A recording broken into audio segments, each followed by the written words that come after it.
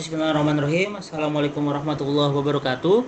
Sebelumnya perkenalkan, nama saya Ahmad Turisan dengan NIM 21030122140140 yang akan mempresentasikan mengenai buku yang berjudul Masa Depan Kewirausahaan.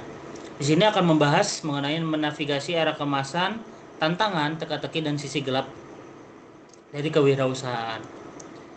Yang pertama adalah tantangan di era kemasan.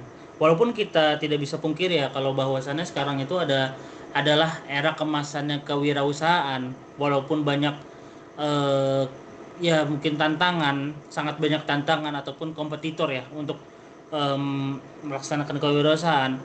Namun kita tidak bisa meninjau kewirausahaan itu tidak hanya manfaat aja, tidak hanya biaya aja, namun juga banyak kekurangan ataupun bahkan kerugian ya yang bisa ditimbulkan dari kewirausahaan itu sendiri.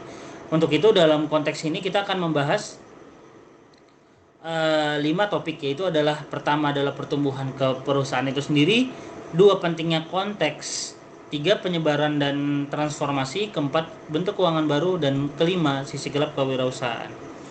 Yang pertama adalah pertumbuhan perusahaan lebih dari sekedar menciptakan.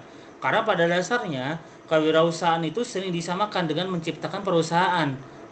Nyatanya itu adalah banyaknya perusahaan baru gagal dengan cepat. Sedangkan banyak juga yang beralih penciptaan ke eksploitasi peluang yang mengarah pada bisnis yang tumbuh berkelanjutan.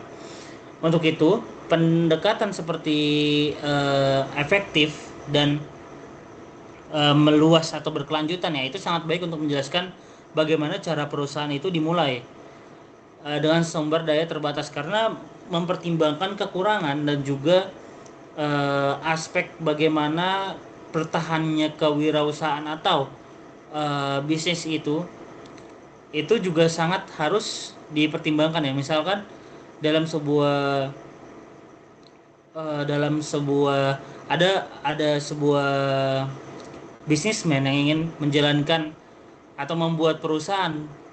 Saat baru membuat perusahaan pastinya akan mempertimbangkan adalah tumbuh dan berkembang cepat berkembang lama gitu dalam sekian waktu, daripada yang walaupun potensinya tinggi namun ambruknya juga tinggi.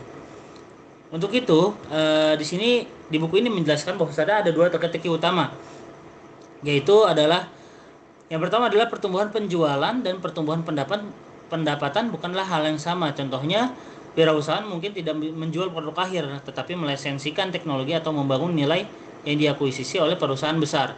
Yang kedua adalah sangat sedikit perusahaan yang tumbuh kuat dan berkelanjutan. Ada juga yang cepat pudar dan ada juga yang pulih setelah kesulitan. Gitu. Selanjutnya adalah pentingnya konteks, waktu, tempat, dan ekosistem.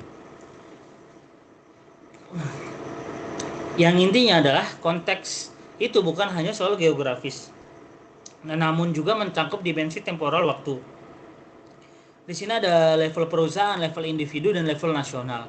Untuk sistem inovasi ke ekosistem wirausaha itu ada tradisional, pandangan baru, dan pergeseran fokus.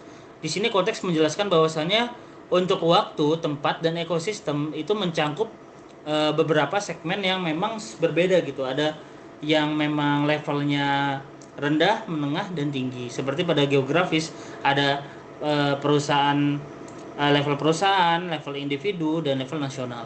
Dan juga ekosistem wirausaha itu ada tradisional, pandangan baru, dan pergeseran fokus.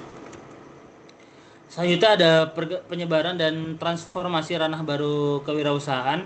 Di sini seperti ada lebih luas dari startup ya. Itu ada corporate entrepreneurship, perusahaan sosial, kewirausahaan di perusahaan keluarga, dan manajemen buyout. Terus ada transformasi tujuan setelah pasca kritis 2008 adalah bagaimana kewirausahaan ini tidak serta-merta pandangannya itu fokus kepada memberikan hasil yang untuk diri sendiri atau kemurnian untuk keuntungan gitu, namun juga untuk ke sosial. Seperti aplikasi yang spesifik yaitu di beberapa universitas adalah rehabilitasi veteran perang gitu, atau para mahasiswa mahasiswa yang berfokus pada bisnis itu tidak cuma fokus ke buat perusahaan untung besar, tidak, namun juga untuk aspek sosial. Nah, seperti yang dijelaskan sini, ada mengatasi kemiskinan yang ekstrim, di mana eh, banyak yang sudah dilakukan ya, seperti di Bangladesh atau di negara lainnya, yang membuat usaha itu tidak hanya serta-merta dalam keuntungan, namun juga dalam konteks untuk mengatasi kemiskinan ekstrim tersebut, begitu. Nah, untuk itu makanya terbentuklah bentuk-bentuk keuangan baru. Karena bentuk-bentuk kewirausahaan yang baru, maka terbentuklah keuangan yang baru. Seperti ada teknologi crowdfunding dan jejaring sosial, dan juga program seperti seed camp memberi dana pre-seed dan dukungan bisnis awal. Dan juga terbentuk ada microfinance, di mana mereka semua memiliki tantangan, di mana bentuk keuangan mana yang paling efektif untuk konteks spesifik. Keuangan mikro mungkin hanya membantu memulai, tapi juga terbatas untuk pertumbuhan. Di sini ada sisi gelap ya dari kewirausahaan yang sudah kita jelaskan dari awal, yaitu adalah bagaimana transformasi dari yang kewirausahaan yang memandang nilai, namun juga memandang isu sosial dan juga perkembangan dari segmen-segmen kewirausahaan sendiri, itu menimbulkan beberapa sisi gelap, begitu. Mungkin yang pertama bisa dijelaskan dari William Baumol, yaitu adalah aspek destruktif, di mana aturan kelembagaan yang lemah dapat menghargai korupsi dan kewirausahaan yang ilegal. Ini bisa dijelaskan bahwasannya wirausahaan itu bisa menggunakan kekayaan yang sudah didapatkan untuk menyuap politisi dan menghambat masuknya pesaing inovatif lainnya yang baru, sehingga menunda kemajuan teknologi. Dan yang kedua adalah mencangkup informal, yaitu mencakup bisnis yang tidak terdaftar dan menjual produk palsu. Seperti muncul karena institusi formal terlalu korup atau karena keterpaksaan, dampaknya bersaing tidak adil, namun kadang juga membantu bisnis formal beroperasi. Dan juga dampak personal dari sisi gelap kewirausahaan adalah pada hubungan kerja dan juga kegagalan. Dan juga tentunya yang utama adalah biaya personal. Untuk dampak pada hubungan adalah sifat pada kerja jangka panjang dalam dari personal ke personal lainnya, menyebabkan isolasi sosial dan segala macamnya, dan konflik tentunya. Dan juga untuk dampak kegagalan adalah kegagalan bisnis pasti utamanya, dan perusahaan duka, depresi yang dalam, dan juga adalah biaya yang personal yang terabaikan. Di sini bisa kita simpulkan bagaimana ke arah manakah kita melangkah. Untuk itu kita perlu mempertimbangkan beberapa aspek, seperti jika ingin membuat usaha, aspek adalah seperti bagaimana research development dari bisnis kita, apakah bisa yang ingin kita bawakan apakah bisa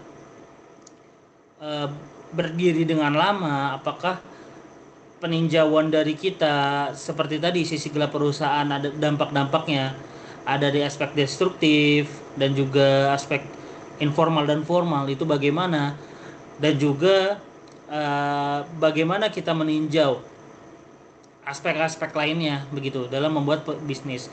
Karena pada dasarnya bisnis adalah sesuatu yang bisa dibangun, namun juga penuh dengan resiko di dalamnya, dan resiko tidak akan kalah gitu dengan keuntungan yang akan didapatkannya, begitu. Mungkin begitu dari saya. Saya Ahmad Turisan dengan NIM 140. Sebelumnya terima kasih banyak atas pengamatan dari presentasi saya. Sekian dari saya. Wassalamualaikum warahmatullahi wabarakatuh.